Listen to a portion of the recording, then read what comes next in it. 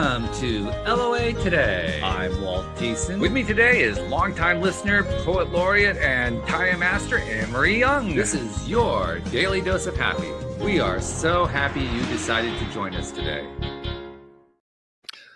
Anne-Marie, I think it's safe to say that we haven't done a lot of conversing over the years about the emotion-body connection. We have talked about it at times. Yeah. And certainly, figures like Louise Hay have, they've appeared in the conversation. There are, and she's not the only one. She's probably the one that our listeners know the best. I mean, Candace Pert, a researcher who did a lot on that, she was involved. I know there's a Richard Gerber. I mean, there are a few others too. I don't really know them, but our guests can probably tell about them more than I know. I know this much. That's about all I know. But it's going to be an opportunity to kind of delve into that today and pick some stuff up. So it's going to be good. So let's bring her in. Her name is Ina Siegel, and Ina is in Australia, waking up at 6 a.m. Thank you so much for joining us today. Good morning, by the way. How you doing? Good morning. Thank you. It's great to be here. We're glad to have you. Why don't you give us a little bit of a background? First of all, how you ended up doing this. I mean, that's one of the things we love to explore the most because that's where all the really juicy stories are. But also, fill in some of the gaps for us because we literally haven't talked about the emotion-body connection in, I would say, a couple of years. So we need to kind of retune a little bit. Yeah. Sounds good. So for me, my story began very early on, and I'll kind of just give you bit of an overview of it. So from when I was very young, I would have digestive issues, end up in the hospital. There was no reason that anybody could understand, except that I'll link it back after. I also, when I was about 10, I started having psoriasis all over my elbows, all over my knees, which is also something that my dad has and my grandfather. When I turned about 14 and a half, 15, I started having really bad back pain. So my mom took me to a lot of medical professionals because that's all she knew. And then when I turned 18, I ended up meeting my first husband, and he was very much into alternative medicine. I'd never really known anything about it. And so I started seeing a lot of different practitioners in alternative medicine to a point where I was seeing somebody 5 days a week by the time I was around 20. I also had a pretty horrible experience when I got pregnant when I was 19 and went through the whole the whole experience, and the baby died essentially. So just literally, I didn't even know until it was born. Wow. So it was like an 8.5 months. And all of this created a lot of anxiety, a lot of trauma in my own body, obviously. And by the time I was about 20, I had been seeing this chiropractor 3 times a week. And so I woke up one day and I literally couldn't move my body. I mean, this had been going on for quite a while, but this particular day I was in agony. I went to his office. He came out of his office because he had heard about how bad what state I was in. Wow. And he just said to me, your body's really stuck. And I said to him, yeah, I know that part. What can you do essentially to help me? And he was very quiet for a while, and I'd been going for a year already by that stage. And then he said to me, your body actually wants to be stuck. I don't think there's anything I can do. Go home. And on the way home, I have to say, I was enraged. I came in depressed and scared that I was gonna end up in a wheelchair or something like that. But on the way home, I was pretty enraged. And I had always showed up in these types of situations with that analogy, you're the expert, you know what to do. I don't know anything, so you fix me, but quite from a victim perspective. And this time on the way home, I just thought to myself, I don't know, I've been to so many people for so many years. and no one has actually helped me. I mean, at times I would have relief, but within days it would go back to the same thing. So obviously my body is speaking and it keeps reverting back. So I don't know how to listen. It's speaking Japanese, but I'm going home and I'm going to figure out how to listen. I'm going to heal myself. And so I went home, and just again to give context, I had been doing a lot of acting classes before. I thought I wanted to be an actress. And in these acting classes, we would learn how to visualize, how to breathe deeply, how to have some connection to the body. And so I was familiar with this to a degree. And I thought, I'm just going to place my hands on my back because it hurts so much anyway. And I'm going to start breathing with the pain instead of holding my breath, which is what I had been doing for years. Because I thought if I hold my breath, I won't feel so much pain. And so as I was breathing with the pain, I started counting backwards from 30 because my mind was very skeptical and negative. And then it occurred to me to ask for higher help, even though I was also very, very skeptical of it and didn't know what to believe, especially after I had lost this baby. And I just said, look, if there is something that's divine out there, help me now, because I really don't know what I'm doing. And without expecting anything, I felt this warmth just move through my body. I had my eyes closed and I could see this gold light. So, going from black to gold. And I thought to myself, okay, something is happening. And then again, a thought that had never occurred to me before entered into my mind. And it was, I wonder what my back looks like. And within a moment, I felt like this light switch went on and I could literally see my back like this, like I had an X-ray. I could, like X-ray vision. I got a fright. And then I thought to myself, okay, not from a victim perspective, but from curiosity and really wanting to know, why do I have this? Why do I have these issues at such a young age where I'm constantly struggling with my health? And I didn't know that I was very visual at the time, but I had this memory essentially that came up as a visual image of me going from Eastern Europe, where I was born, to Australia, and not knowing one word of English and just being bullied and being from the wrong country because I couldn't speak the language. And I could really sense that was connected to my skin, because essentially I really didn't feel comfortable in my own skin. I didn't know how to be. I couldn't be myself because that was not okay. And that kind of, as I acknowledged that image and I felt through it instead of, again, holding all this tension, in the next image showed up, and that was of me actually going to high school.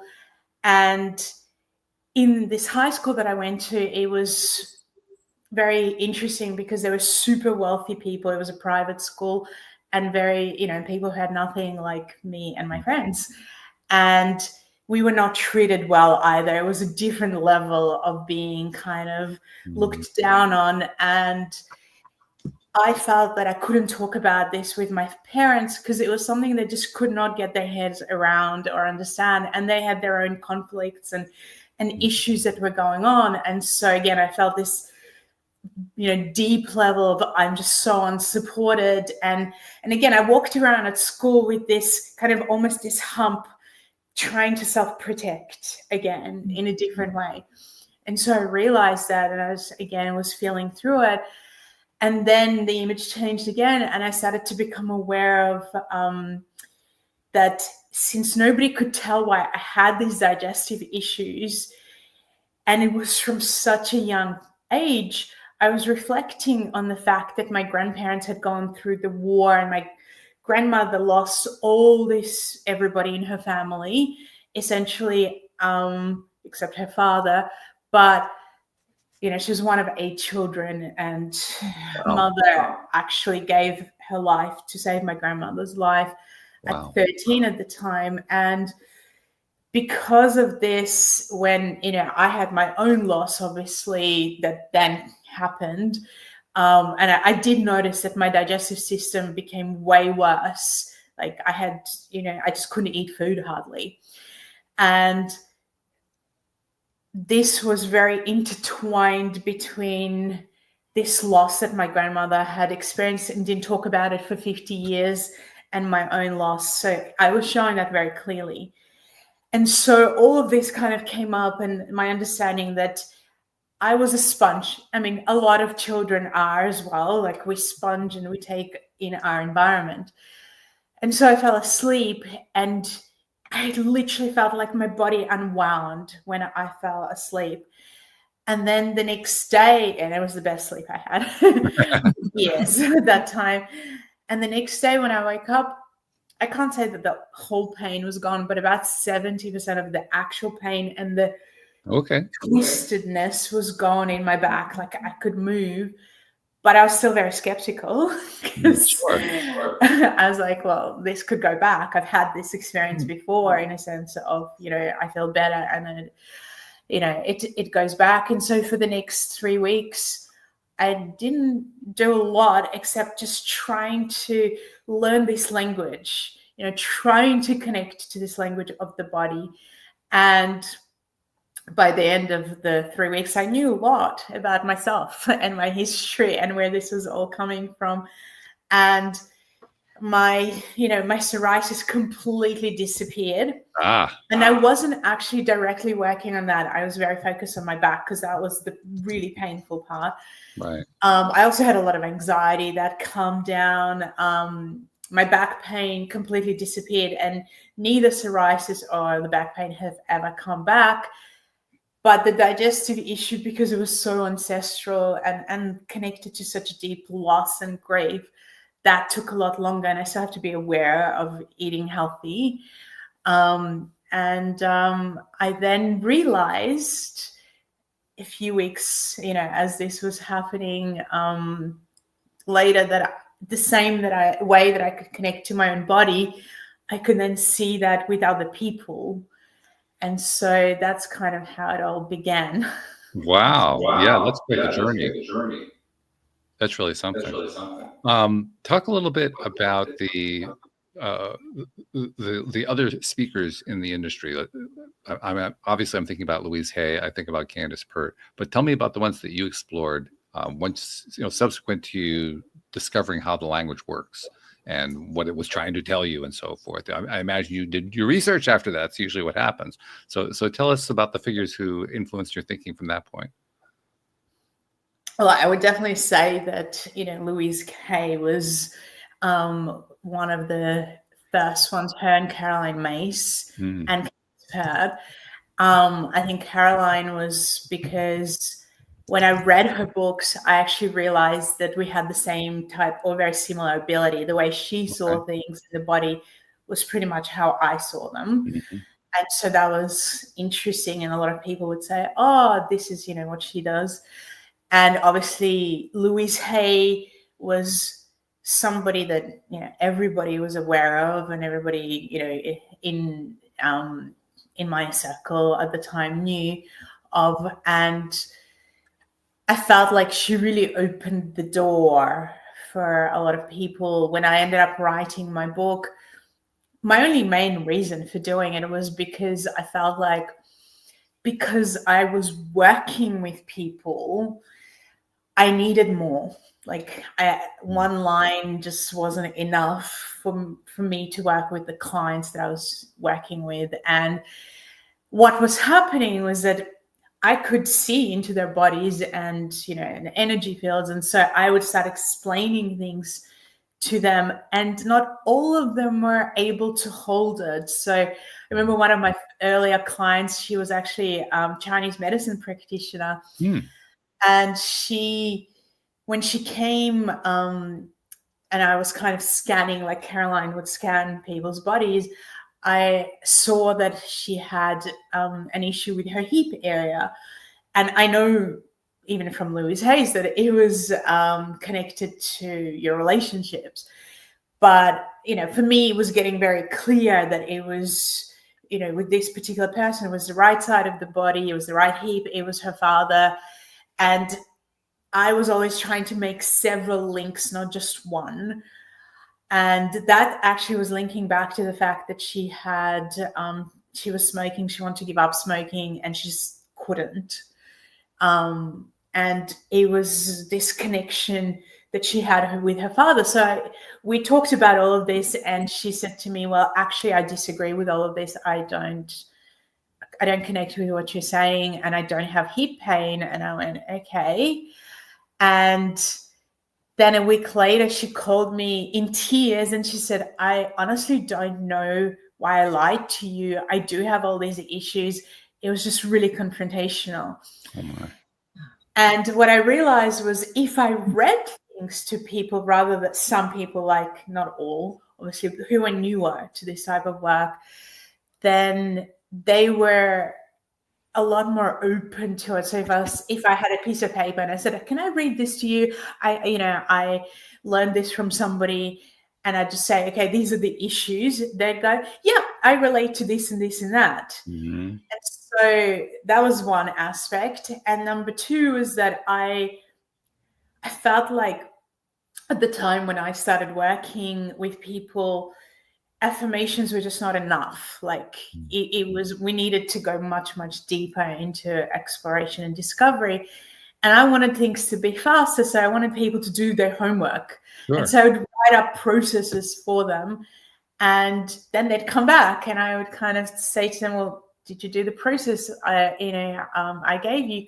And you can't lie, because I can tell by your body if you have or you haven't. And they would go, well, I lost it. And this was a lot of people saying. And so I thought, okay, if I write a book, they will not have that excuse of I lost it. So, so I was like, I want to write, I guess, processes with understanding that some people are more visual. Some people need, working on their feelings, some working with their thoughts, with touch, but all of us have all of these aspects within us. And I thought to myself, if I put everything in, then people are going to, but make it simple still, then people are going to be able to use whatever their talent is, so to speak. And it doesn't matter from which way they enter, but they'll heal themselves, and that's kind of what's been happening. Amory, have you noticed, like I have, that Ina has this tendency to make very mundane sounding statements that are actually dramatically impressive? Yeah, probably because it's your normal world. To us, it's like, wow. I mean, that's very complimentary. I hope you understand. I mean, that's like, whoa, very impressive. I was just sat there thinking, like, in your moment of asking the divine for some help, you probably did about 3 years worth of journaling in 1 minute. I was very jealous listening to that. Probably. Well, it's a good point. It's almost as if you sat down and said, okay, I'm going to address this. And you solved it 5 minutes later and say, okay, well, I did that one. What am I going to do after lunch? I mean, that was the way your day went. So. But I do think, people kind of go, oh, you must be perfect now because you've been doing this for a long time.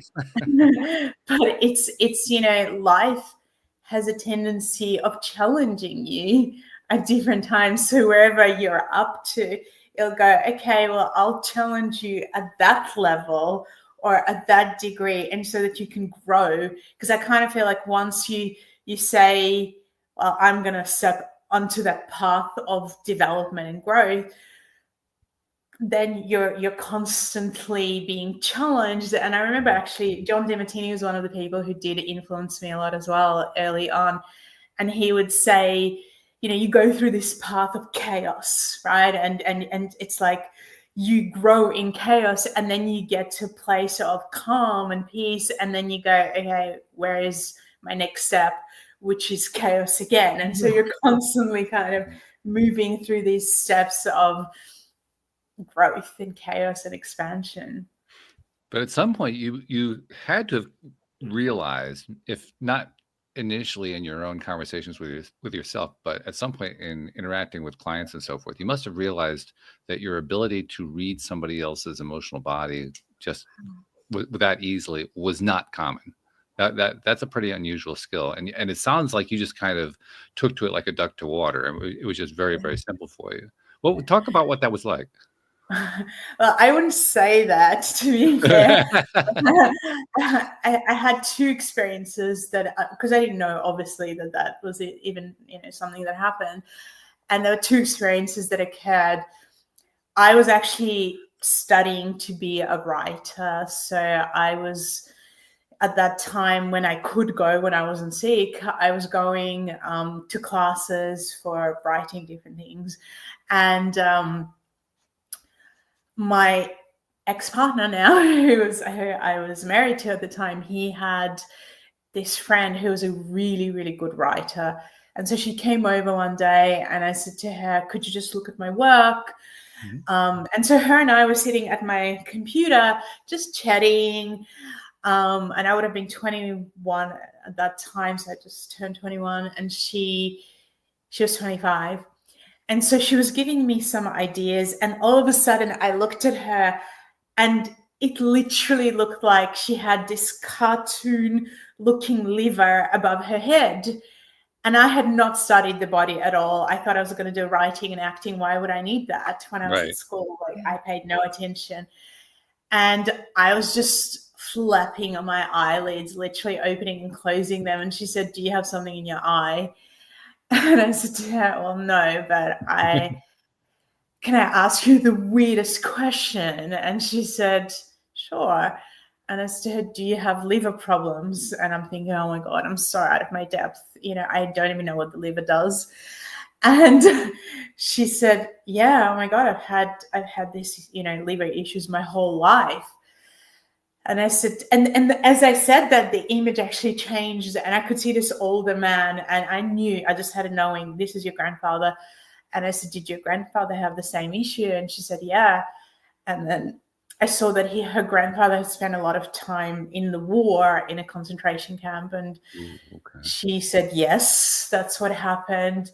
And I said, do you get nightmares? And she said, yeah, I do all the time. And then I remember saying something and I thought to myself, oh my God, this can be so wrong. I don't even know what I'm saying, what's coming out of my mouth. And I said to her, well, I feel like your issues in your DNA, which she actually had tests done 2 years later, and that's what it came back as. And then I told her all this really, really personal stuff. And she said to me, I don't know any of this. I'm going to call my mom.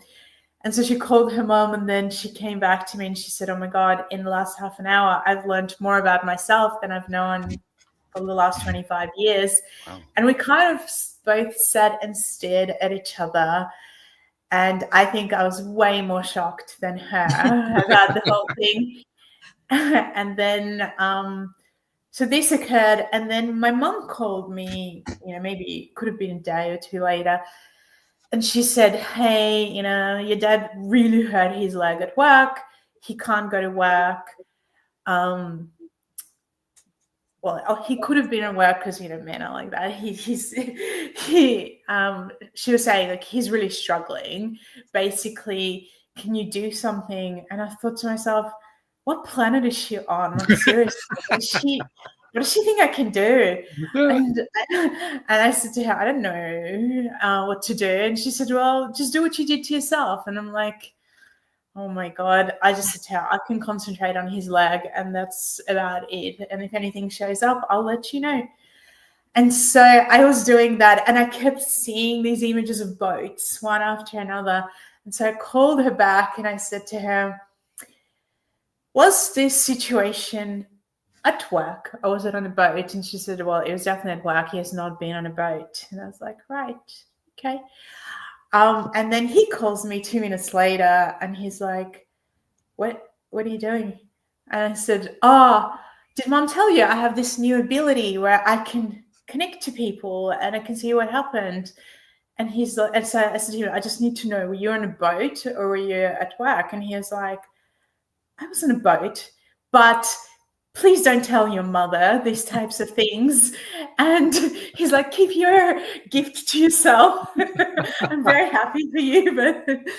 And so, in other words, it freaked him out. He didn't want to share the wealth that much. I mean, good for you, but no, this is scaring the crap out of me. Yeah, exactly. But from that moment, I just went, okay, well, what I'm going to do is I'm going to ask because my ex-husband had a lot of friends who were kind of open to this. My friends weren't, so I couldn't really do that with them. And I needed people I don't know. And I said to him, can we ask them if I can, just kind of scan them? And so he said, okay, cool. And I started meeting different ones. And I remember he had this friend who was a dancer, and I was sitting with her and I was just kind of scanning her, and her feet just kept showing up. And I said to her, do you have really big issues with your feet? And she went, yes. And I remember thinking to myself, I did not know this. And I mean, you can think, oh, but she's a dancer. Like that might be obvious. But I was 21. So those links were not obvious to me. And I remember thinking, oh my God, I really didn't know this. And then there was an experience I actually had where I was going somewhere and I saw this this pamphlet, and it was actually advertising Neil Donald Walsh coming to Australia. Wow. And he, and he was promoted by this woman, and she had this little photo of herself. And so at that point, I actually had no idea how not to just get information about everyone. Like there was no boundary for me. And so I just looked at the photo and I knew immediately that she had cancer. Wow. And I knew that she had a lot of issues in her relationships, and that's what caused it.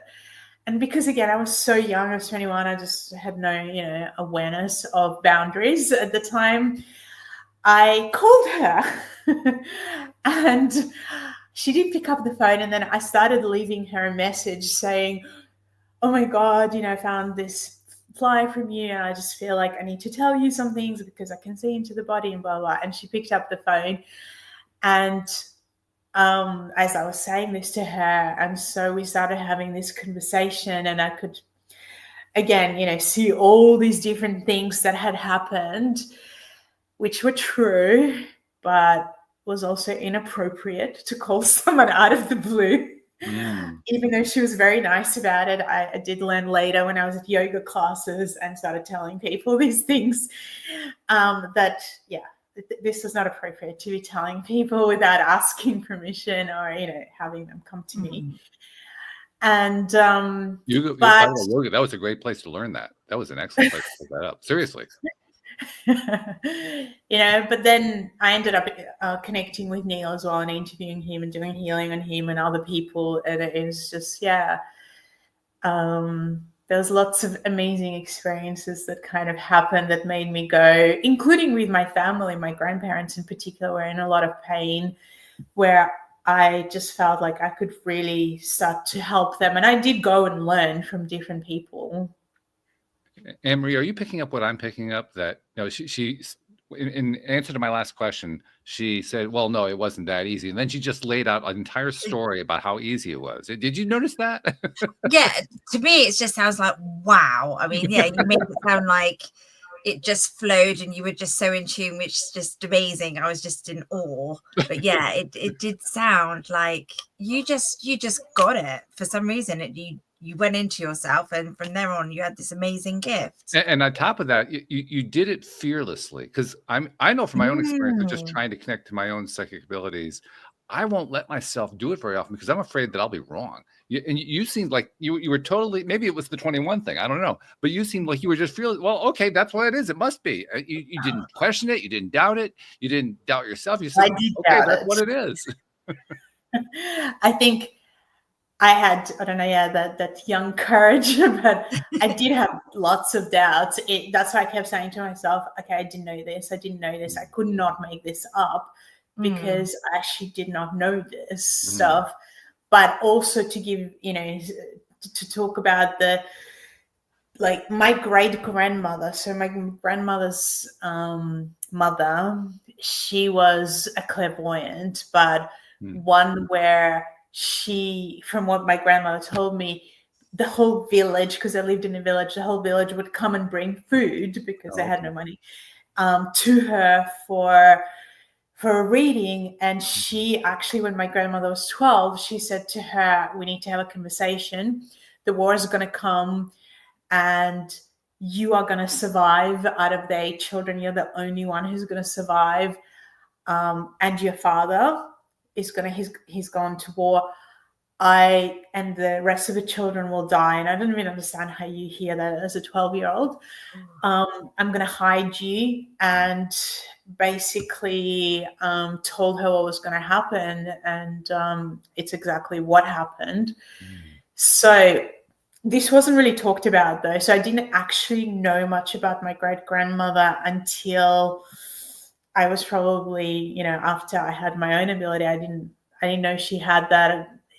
It was everything was hidden in my family prior to that. And so I did discover this part of it, part of the story.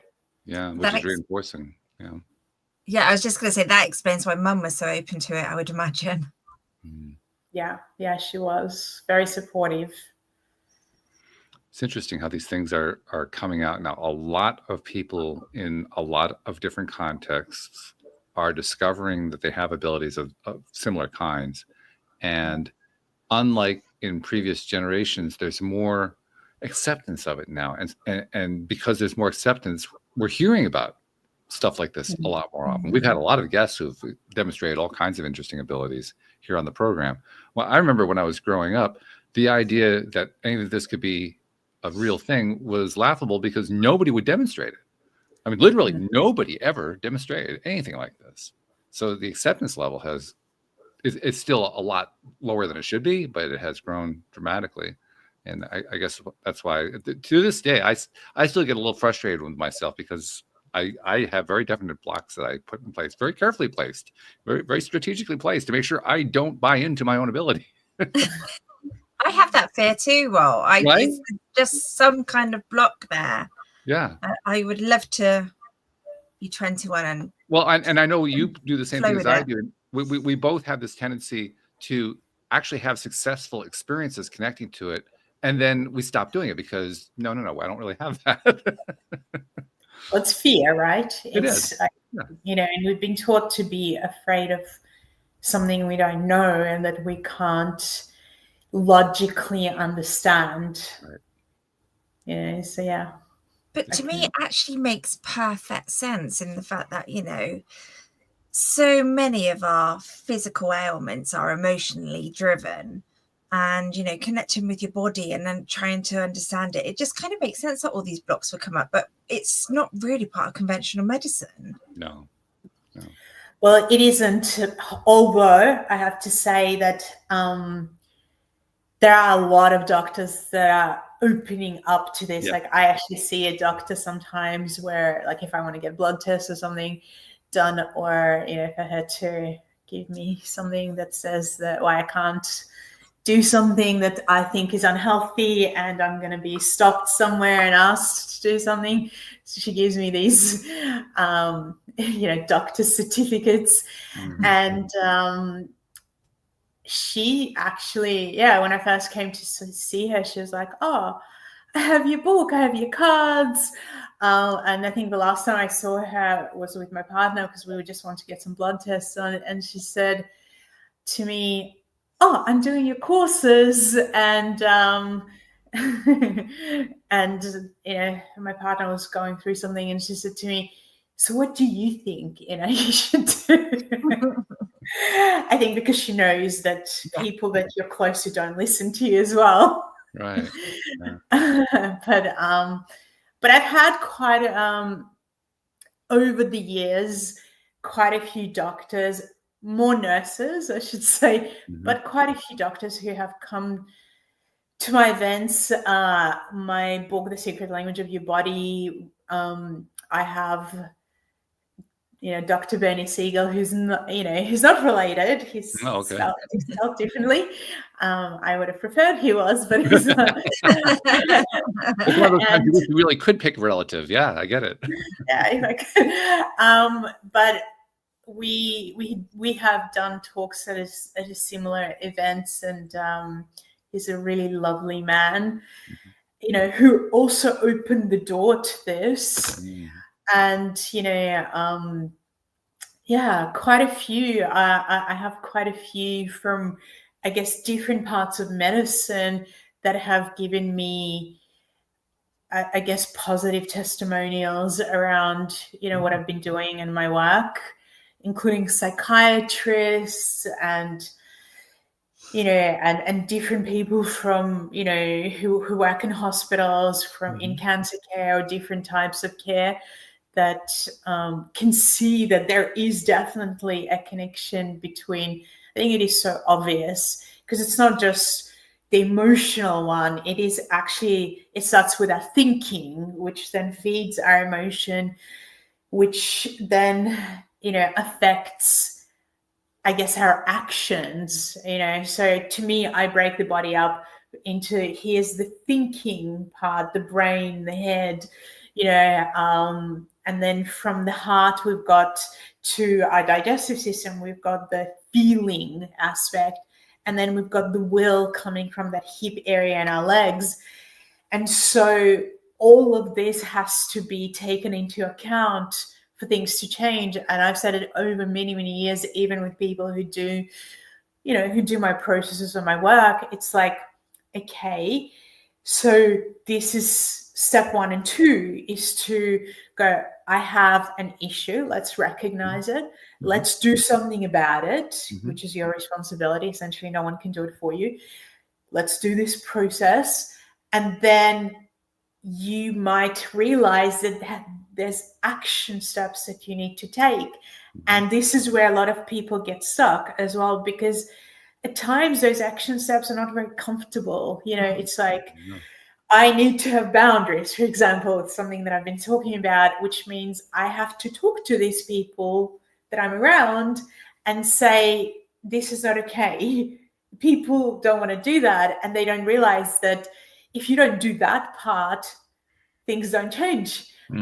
Another huge example that, everyone can probably relate to is at many time I've tuned into somebody, or my students have, because you can teach people to do this.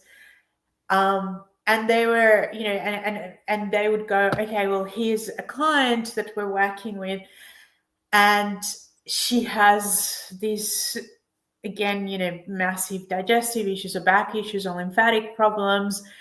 And she's at a job she hates, absolutely hates, with people treating her badly. And it's like, well, it doesn't matter how much healing we will do if she doesn't leave that job and that toxic environment. That's not going to change. And so this is why I keep saying to people, it is thinking, feeling, and will. You have to make the changes as well. And sometimes people say, well, I don't see, I'm not feeling it. It's like, well, it's because you don't want to make the change, because you already know that you can't unknow it, right? Yeah. Once you have that change, once you have that awareness. So, yeah. That you just told the story of probably 10 to 15% of the entire global population right there. Because that's what's happening. That's literally what is happening right now. Well, actually, I can give you an example. I've been doing the show for 13 years now. I've had, Anne-Marie can tell you, I've had so many different kinds of guests with so many different skills. One of the topics that has come up over the years is Reiki. And there have been many times where the guest would say something like, have you ever thought about taking some Reiki training? Oh, yeah, I kind of thought about it. Never actually did it. I finally did over the weekend. I took the Reiki level 1 over the weekend. And when I was all done with it, the first thought that came to my mind is, well, what took me so long?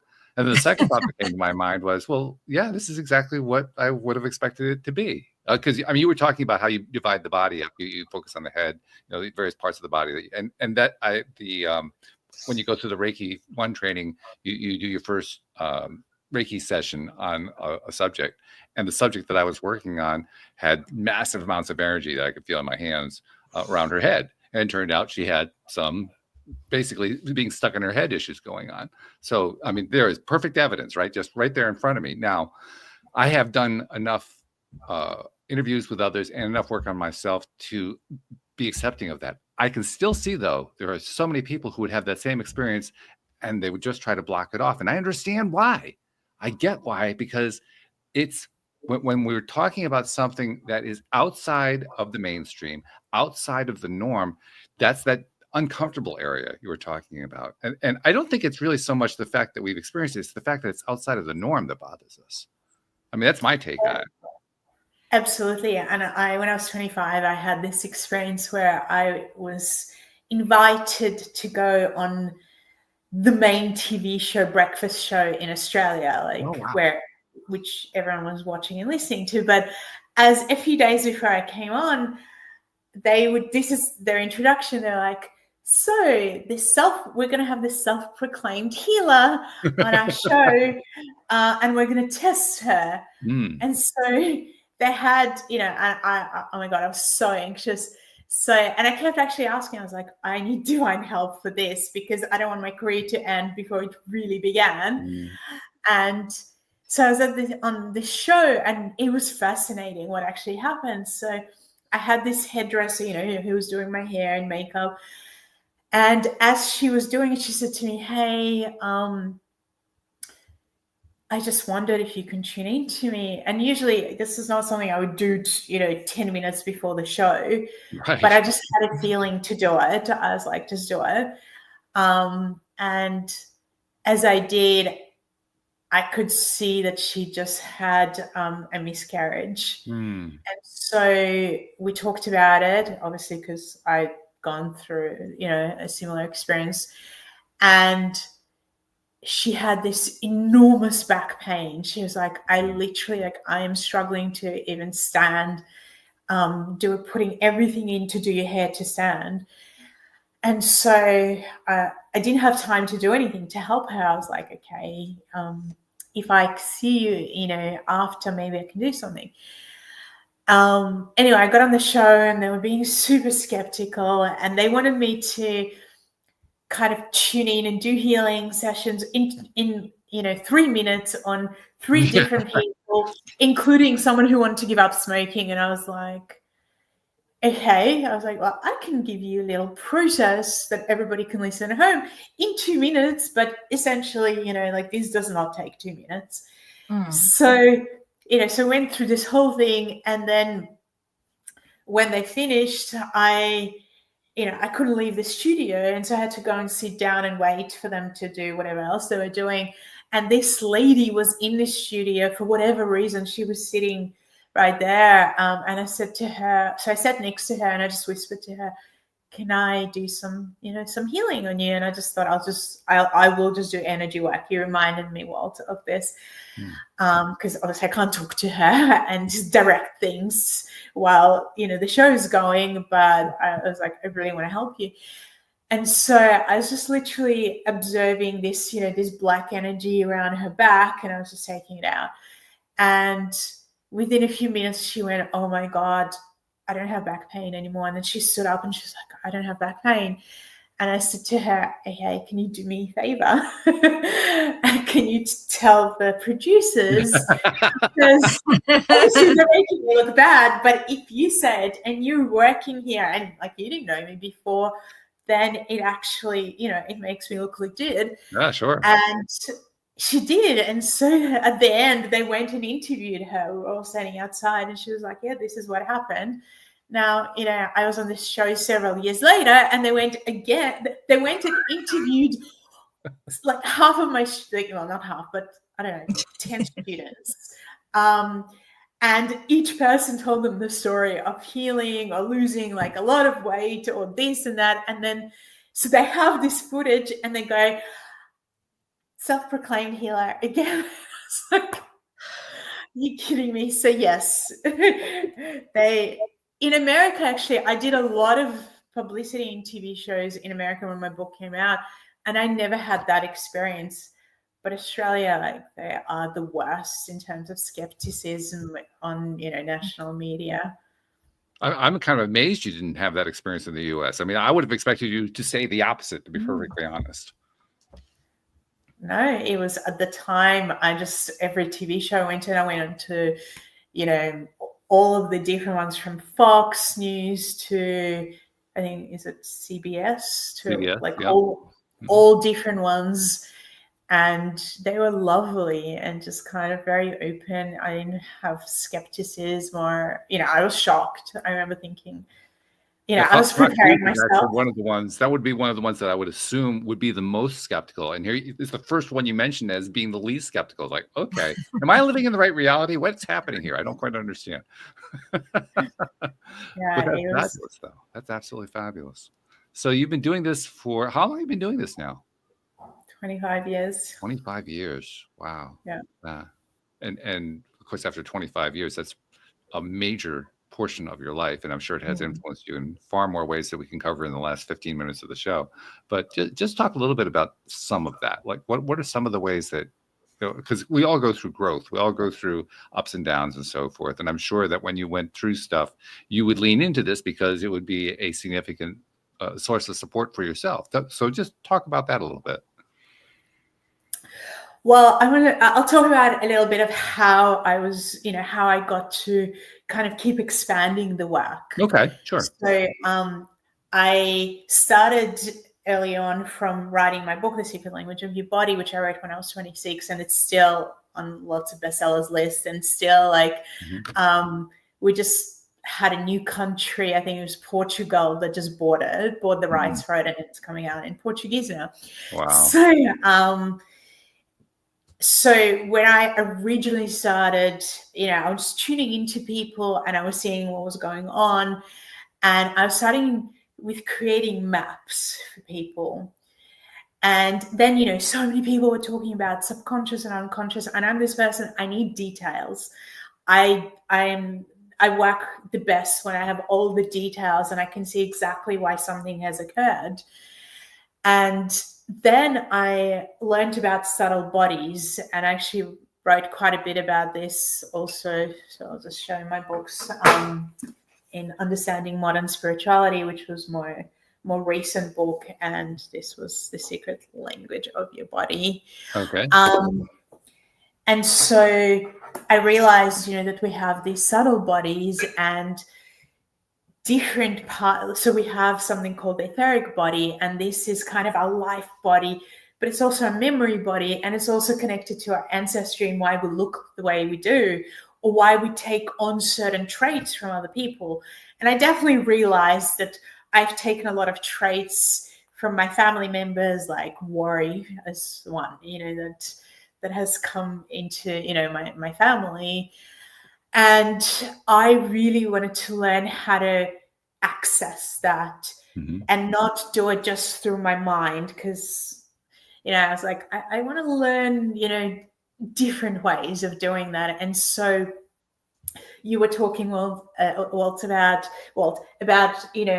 Reiki and kind of activating, we have a chakra, for example, in our hands. And so I also realized that we have something called the etheric hands. So our body, our physical body is actually held up by the etheric body. And we can see that when somebody passes over, their body becomes, within moments, it becomes like a bag. Like there's no, it literally, hasn't, like, it's not held. Because the etheric is like the architect for your physical body. It holds everything together. And it also connects to your digestive system in a very profound way, where it's, if we didn't have the etheric body, we would smell really, really bad. And that's what happens when the etheric body leaves, the physical body starts to decay and smell. So I was, quite fascinated and spent many, many years learning about it, and still am. And because I don't think learning ends. And I wanted to, because of everything that happened in my ancestry, and I really wanted to learn how to work energetically as well as archetypally with our ancestors. And so I ended up learning to work with archetypes, because just because somebody has passed over doesn't mean you can't connect to them through that archetypal kind of way, which Jung talked about. And I learned quite a lot about my great-grandmother by connecting to her in that archetypal way and understanding more about her. And again, even this worry and stress that she would have gone through that I wanted to transform in myself. And then I learned how to work with these etheric hands to connect to very specific time periods that are not just coming from, oh, this is what my head thinks. I think that my trauma, my issue started when I was 20. Well, I can think that, but I don't necessarily fully know that, because when we suppress things and push them away, they get stored in this etheric body as this memory body. And so I learned how to use these etheric hands to literally, so I can go to the day of something that occurred, maybe to an hour or even a minute. And it's something that I realized with myself, that when you've had a trauma of a loss of a child, for instance, in my mind, I always had thought, until I learned this, that I needed to go to the day that it happened, right? It's logical. That's how you logically think. Sure. It was traumatic. It was difficult. And then I realized that most of the negative belief systems that I then kind of just put into myself were not on that day, but the next day, including like, there must be something wrong with me in terms of my feminine, so I'm just going to block that, in myself. And this was something that happened on day 2 after the baby died, not on the first day. And I would have never known this had I not discovered this precise way of working with etheric hands, which are kind of like the hands of your soul. Like this goes beyond the mind, beyond what you can consciously get to. And so by constantly evolving the healing work, I have discovered so many things, as well as understanding the subtle bodies. So like I understood, for example, the astral body, which is our emotional body. So we have certain parts of thinking and a lot of our emotions and soul, so to speak, in there. And in terms of certain relationships I had, like I ended up marrying this man who was, let's call it a self-proclaimed psychopath. But because at that time I was, in this state of, I don't believe in labels when I met him. I don't believe in labels, like, and this came from your family. They're mean to you.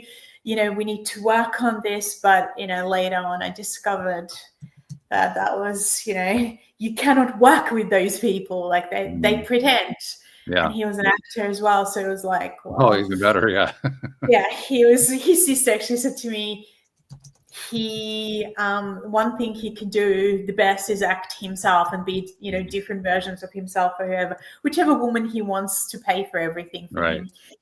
And he can give you whatever fantasy. He had the whole strict down pat. He had it. Yeah. And I kind of went, how does a smart woman like myself get into a relationship like that? And so I realized in the astral body, we have this, like, why do we meet someone and we go, I need to be with this person, or I love them, or I hate them. And it's that kind of karmic destiny, experience of like, I need to go through this experience. And I absolutely did need to go through the experience with him, because I learned so much, and I grew up. Like I really grew up. As a person. It was pretty horrendous, but, it was where I actually got to know who I was afterwards.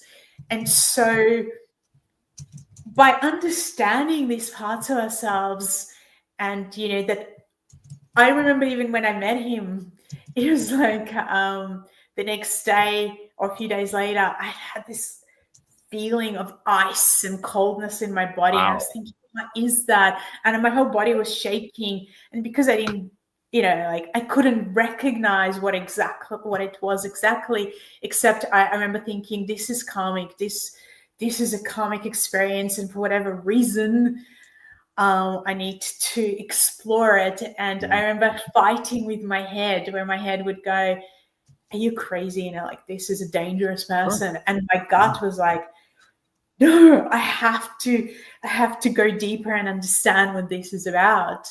So it's so fascinating when we open ourselves to deeper levels than just physical healing, and that's probably been my biggest discoveries for myself, that once my own physical healing was like, I didn't need to work so much on my physical body. There was a lot of other aspects ancestrally or karmically that were showing up. They were like, oh, you need to be aware of this, or you need to understand this. And I'm a person that does need to understand. So wow, that's really something, though, what you're describing. And I wish we had like another hour to talk about the etheric hands, because it sounds like, right, Emery? I mean, isn't that what you wanted? Oh my gosh, I've just been lost in the words. It's Yeah. just so much stuff's coming into my head. I'm like, oh my God, I need to see you. But well, there are a few things we can actually handle in the last 5 minutes or so that might feed some people on this. First of all, you have a masterclass coming up just a couple of days after we're publishing the episodes. So for those who are listening early to the episode, maybe you could share that with them. Absolutely. So I'm going to be talking about quite a few of these aspects in this masterclass. So if you actually go to my website, which is inasegal.com, INNASEGAL.com, you will see there's several masterclasses, but there'll be one, again, if it's straight after this is published, it is live. And if it's not, then it will be recorded and you can watch it as well. Obviously, live is different as an experience because we're interacting. But so if you can make it live, just sign up. It's free and you can just connect. And then we do have a VIP section where if you actually want to be in an experience where maybe I get to answer your specific question or tune into you, then you can come another day and, this is where I'll connect to different people and be, whether tuning in, whether answering questions, depends on the question. So that's a really great way to connect and to discover more about, yourself. Because sometimes, I've seen people just struggle for years with not knowing where something comes from. And then within a few minutes, I'm like, okay, this, and this. And they're like, oh, okay, I know what to do now. And, that's probably the most beautiful part of having this gift is being able to help people in that way. So yeah, definitely go to my website or to my Facebook page, which will also have all this info, which is inasegal.com/author. I think that's what it is. Okay. And the masterclass is called Awaken the Healer Within. Is that correct? Yes. Awaken the Healer Within. So yeah, go to that one. Right. All right. Yeah. So by all means, listeners, those of you who listen in the first couple of days, check it out live. I mean, anybody can check it out. I was glad to hear that you said they could check it out even after it's been recorded. That's a great thing. But these kinds of things are always better when you check them out live. So yeah, I'm glad we're giving at least some people the opportunity to do that. That's a good thing. Well, we're actually doing a few this month live. So oh, you are? Okay. Yeah. How often do you do these? Is this like periodic? Do you it when the when the weather says do a show? I mean, how do you decide when you're doing these? We try and do Awaken the Healer one probably a few times. Like I think last time we did it live was 2 years ago, so It has been a while. But because I teach different courses, we try and do something live that people can just come to for free and listen to at least once a year, maybe twice. But everything else that we do is recorded so people can still explore it and work with it. And I always do processes. So that's the other thing is like you actually get to do a live process with me. Beautiful. I never just talk about it. And I presume that for someone who actually wants to reach out to you directly, inasegal.com, that's the place to reach out. Yes. Or you can email support@inasegal.com and, we can give you all the details as well. Beautiful. Okay. So that sounds really exciting. One of the things I like to do at the end of every episode is to turn to Anne Marie because, well, she's chomping at the bit right now, but because this one's really, really good. But Anne Marie, what have you been thinking about that is just grabbing your attention, saying, okay, this is the big takeaway today? Oh gosh, I've just loved this. It's been so interesting, and like you said, well, it's not something that we cover in this detail, but I think for me there was a few things. There was having that, like, we're one body but we're multiple like energetic personalities in there, and getting to know them. And as you were talking about other people's trauma and your own trauma, it's just like, what trauma are we not aware of? And then there is trauma that we are aware of, but we don't understand that impact that it's had to us. So listening to your bodies, listening to your aches and pains, what are they trying to tell you, and develop your growth and your self-acceptance. And it's just such good stuff. I think you'll have to come back. Yeah, I'd love to come back.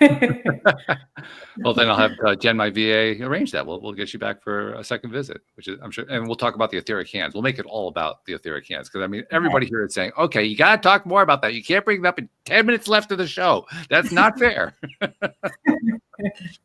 The final thing I like to do with every episode, this is something I started a few years ago, because now that we live with the internet, we can have these conversations. You're in Australia, for goodness sakes. Anne Marie's in the UK. I'm in the US, and we're having this conversation like we're in each other's living rooms. It's wonderful, right?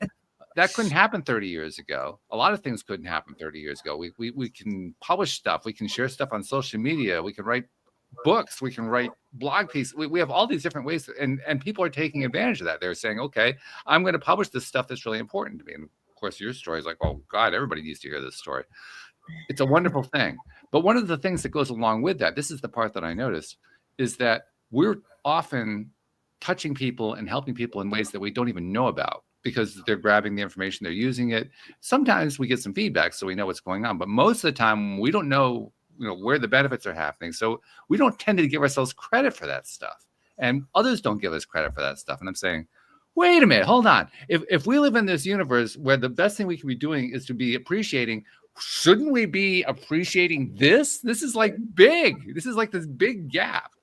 So I decided, okay, I'm going to make it a practice. So, on behalf of those people you've never met, never seen, never will meet, never will see, who you've been helping in ways you didn't even know about, just because of all these ways you've been helping people online and all through your various offerings that you do. On their behalf, thank you for what you're doing, because you're making a difference in this world. Thank you so much. Yeah, thank you. We appreciate you being here. And thank you to our podcast listeners everywhere. We will see you all next time here on LOA Today. Goodbye, everybody. Goodbye. Bye.